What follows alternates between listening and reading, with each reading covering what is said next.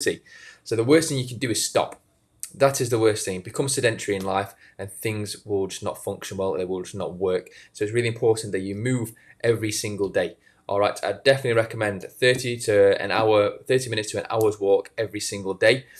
Obviously, the spine loves that. The knees, the hips, ankles, they love being walked. So walk them. Okay, really important. And then on top of that, you want to be doing resistance training. Like, don't get me wrong, you don't want to be going stupid and doing, a 300 kilogram deadlift and you've never done a deadlift before, because that is just, it just doesn't make sense. None of you be able to do it anyway. But you want to gradually load, so optimal overloading. Okay, so let's say you go to the gym for the first time and you're either doing bench press, I don't know, you're doing lat pull down and you're doing 10 kilograms. That's what you can start with. That's absolutely fine. All right, do that. What you will find is as you do more, you will get stronger and you'll be able to do a higher weight. And as long as you're always optimal overloading, you will get stronger, your joints will get healthier, your bone density will be better. Everything about it is just beneficial. And as long as you're optimal overloading correctly, so you do 10 kilograms for a few weeks and then you go up to 15 for a few weeks and then 20, and then you might start plateauing, and then it'll be a case of 1 to 2 kilograms every few weeks or months. But as long as you're optimal overloading, you will benefit from resistance training. And as long as you're also not loading things incorrectly as well. All right, that's something to always look out for. So if you're someone who does have pain all the time when lifting or walking, then you are just obviously either something's going wrong structurally there, or you're just loading onto a joint, or the tendon's taking load and it's becoming inflamed, tendonitis. Or something is happening in the system that needs to be addressed. So just be aware of that. So that's answered that question. So how about getting wristbands to help the wrist during tough exercise? Do you recommend them? So you talk about wrist straps here, and this is one of this is an interesting topic, because you see a lot of people, and don't get me wrong, they're definitely beneficial to a degree, but me personally, I don't use them. I feel like they will aid you in terms of lifting. They'll definitely help with grip strength. So if you put them for your deadlift, using wrist straps for deadlifts, yes, they will probably help. However, I personally don't use them. Just my personal opinion. If you want to use them and you feel like they benefit you, then go ahead and use them. I don't really think there's much of a disadvantage or massive benefit to using them, except for you can probably lift from the ground more than you will be able to, or put your wrists into a better position. But if your wrists are starting to fold on a deadlift, you're probably going quite heavy anyway, so you probably won't be doing that many reps. So it's one of them. It's a hard question, because personally I don't use them, and I've never had any wrist problems or any pain like that. But I know people who use them and swear by them. So it's just personal opinion. If you feel like they help, then go for it. I can definitely see them helping with pulling exercises, absolutely, because then you don't rely as much on grip strength. But in terms of pushing, maybe a wrist support, but straps definitely help with pulling.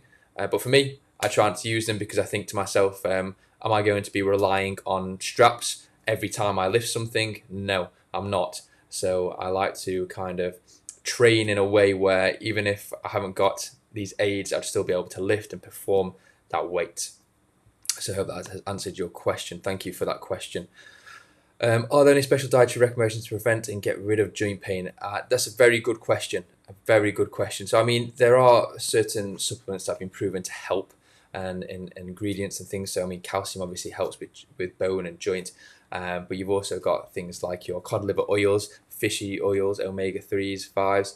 And yes, they will obviously give you some health benefits in terms of the joint itself.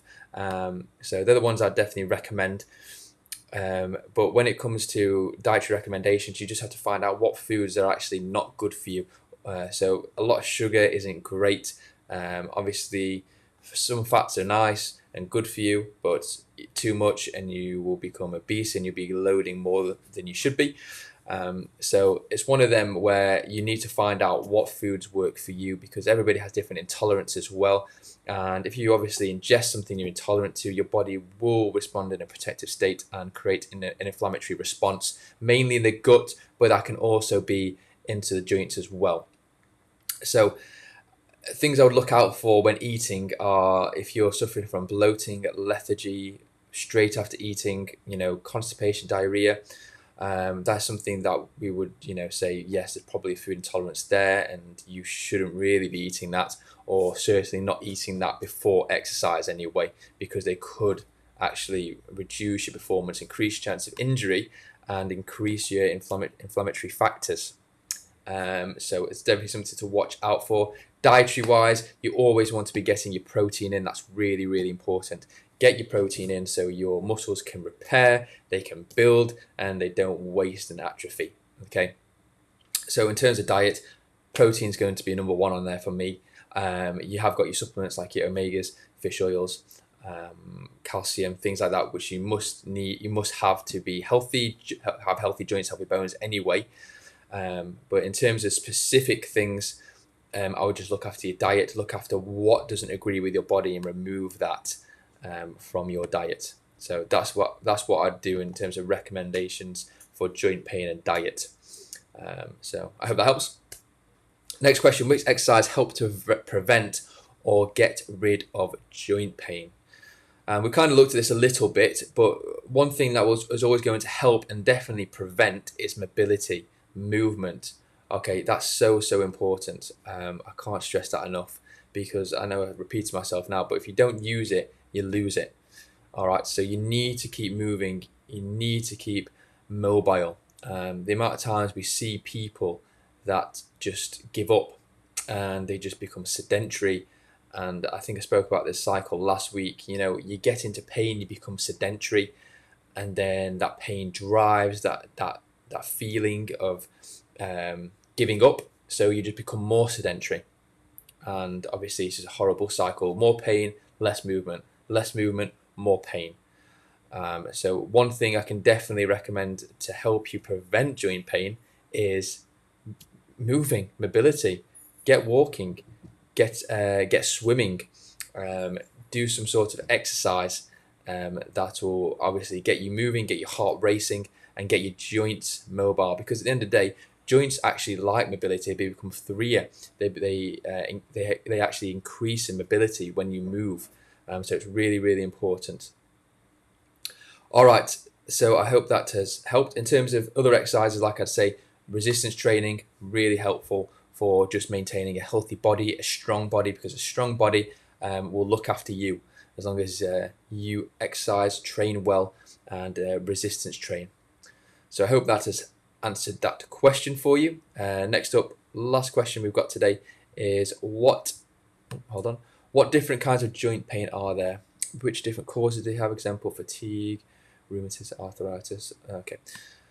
So, I mean, this is a good question to basically distinguish what type of pain you're feeling. Now, as a rule, a golden rule, if you're starting to get sharp pains in your joints, usually, in my experience, it's structural. Usually there's something structurally being affected there in the joint itself. Dull ache is very common in joints, and that's because of the type of pain fibers that are located there. Superficially, you do have more delta fibers, so fast twitch fibers for pain. So sharp pain like burning yourself, etc. Inside the joint itself, it's usually dull and achy. So, if you are getting dull and achy pains around your joints, chances are that it is joint pain. All right.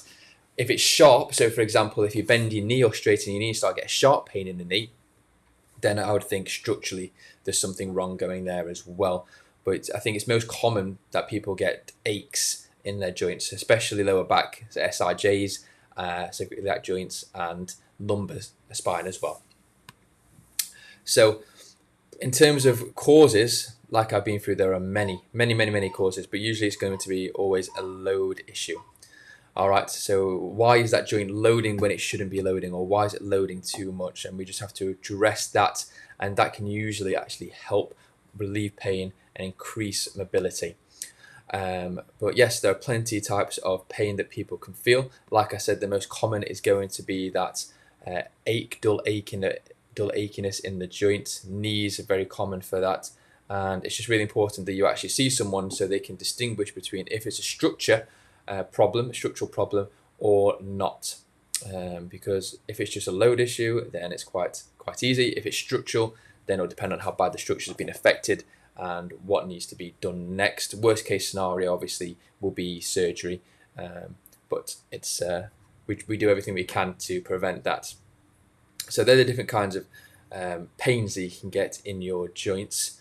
Fatigue-wise, yes, fatigue-wise, I guess you could get certain pain, but it's usually going to be after exercise that you'll start to feel the pain in your joints. And if this is you, or you know someone that has this will also be a load issue, because you've loaded on that joint for so long, and hasn't been efficiently loaded, and you're getting pain after because there might be an inflammatory response in the joint itself.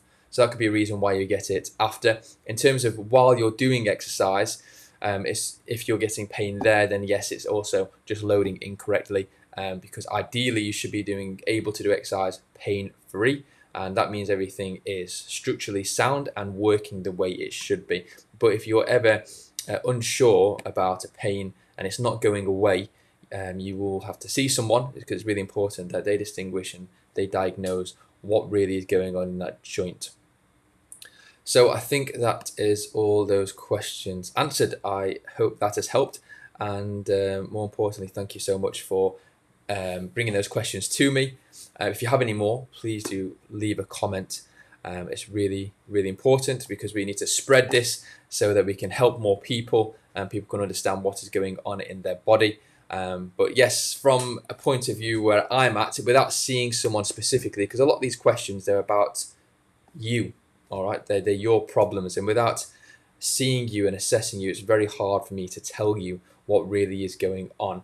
There are telltale signs for certain things, but obviously I can't promise that we can diagnose you over video or over a phone call.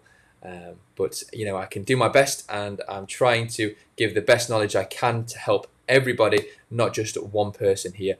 But remember, joints are something that we need to look after, because otherwise they will cause a lot of problems as we get older.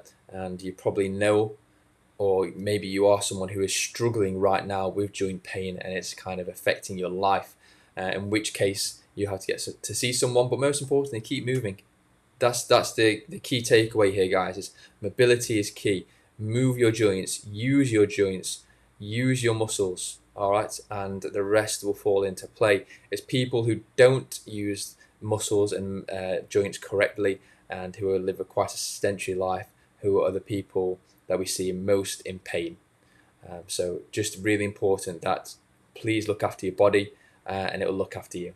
All right, so thank you so much, guys, for joining me today. I hope this was fun and interesting, and leave a comment if you'd like. I'll try and get back to you.